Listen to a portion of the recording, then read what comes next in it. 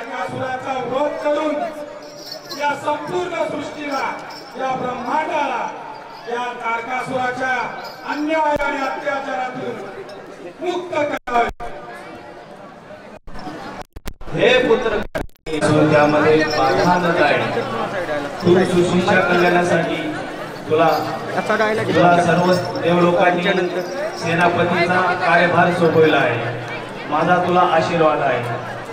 हे लंबोदरा गजानना, तिन्ही लोकांचा तू स्वामी आहे।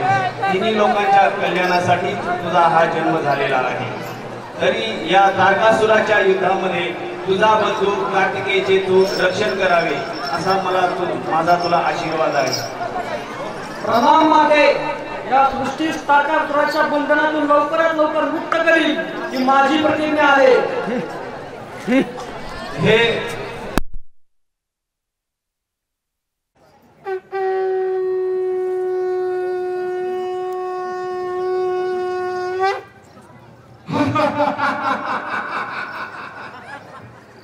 अरे देवांचा सेनापती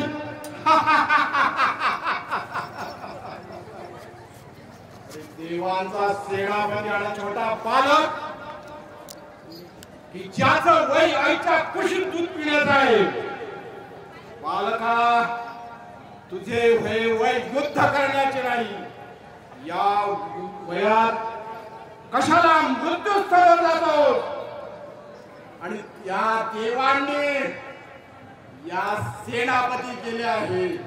आणि मी तर विनाकारण चिंतेत होतो की देवांचा सेनापती कोणी मोठा योद्धा असेल। कार्तिक, तो माझा वध करणार हे विधीचे विधान नाही। हा फक्त देव लोकांचा भ्रम आहे। हे तारकासुरा, या सृष्टीत तुझ्या बंधनातून लवकरात लवकर मुक्त करील ही माझी प्रतिज्ञा आहे। तुझं शिर जे अहंकाराने आकाशाला भिडत आहे, ते तुझं शिर मी तुझ्या शरीरापासून वेगळं करून भगवान शिवशंकराच्या चरणावर समर्पित करणार आहे। अरे कदापि शक्य नाही। तू सर्वात कमी वयाचा सेनापती आहे। तुझे बरोबर युद्ध करणे हा दानव सम्राट तारकासुराचे शौर्याचा अपमान आहे। तरी देखील तुझे हे नाजूक शरीर कमळाच्या देठाप्रमाणे उडून टाकेल। हे तारकासुरा, मी असताना माझ्या भावाला तू हातही लावू शकत नाही। या युद्धामध्ये मी पार्वती मातेला कार्तिकेयचे रक्षण करण्याचे वचन दिले आहे। हे मूर्ख, तू या शूरवीर तारकासुरासोबत युद्ध करण्यात निघाला आहे।